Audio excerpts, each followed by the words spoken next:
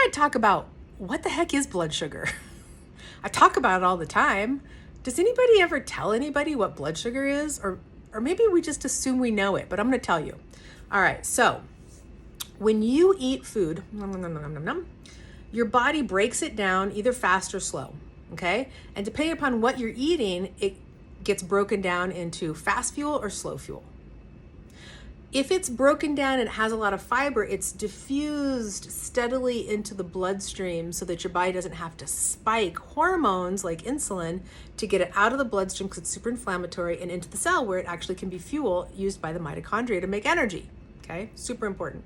If you have low iron or you're anemic, you're never going to be able to stabilize your blood sugar. But let's go back to how it gets in there. As you eat food, and let's say that it's high in fiber, right? High in complex carbs, or moderate and complex carbs, and good protein and good fat. It diffuses slowly into the bloodstream, and you have two types of receptors on your cells. You have one that is gated and requires insulin like a key, opens up the cell and lets the sugar in. And you have one that is not gated, and that's called a GLUT4 receptor. And this one increases in response to exercise. So the more you exercise, the more of these you have. So that's good, okay? Because then you don't want to use a lot of insulin. Also super inflammatory in your arterial system. You don't want inflammatory stuff in your arterial system, or very little. You're Goldilocksing it here, okay? So as your body releases that sugar into the bloodstream, it then goes into the cell, and that cell transports it into the and it breaks it down into different, I'm not going to go into what it does, but it breaks it down into different molecules that are then used to drive production of ATP, Biology 101, right? Everything you didn't want to remember. But that ATP is what allows you to feel good and wake up and feel good, okay? And so when your blood sugar goes too fast, like let's say that you drink a sugary drink, which you should never drink. You drink a sugary drink, it pops it really high. Now your body has to make a bunch of insulin, okay? And then it goes, and it drops sometimes really fast. And then your body has to make a bunch of cortisol to raise it back up. This triggers storage of fat, okay? In men, it triggers testosterone to be converted to estrogen. In women, it converts your testosterone to estrogen, so you become estrogen dominant. There's a lot of hormonal changes that happen. And here's where it gets really, really fun. Not fun.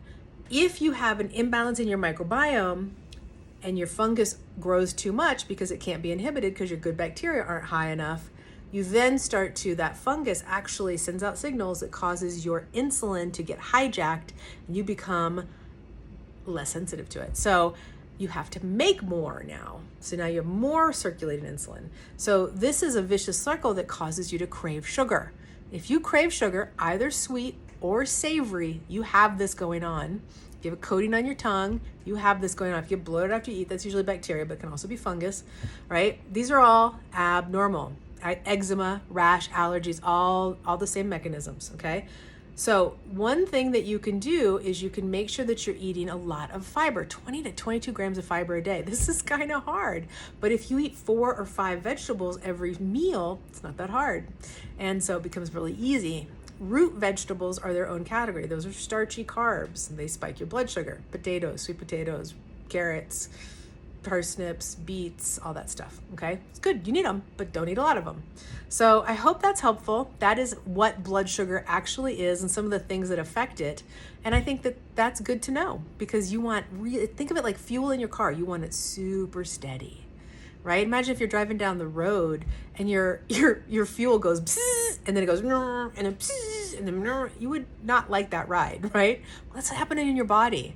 And instead of reaching for coffee, that's your blood sugar, right? When you get a little dip. If you're waking up not rested, your cortisol is not popping up like it should because it's getting worn out from the previous day. So there's a lot of cool things that you can do just by regulating your blood sugar. So I hope that's helpful.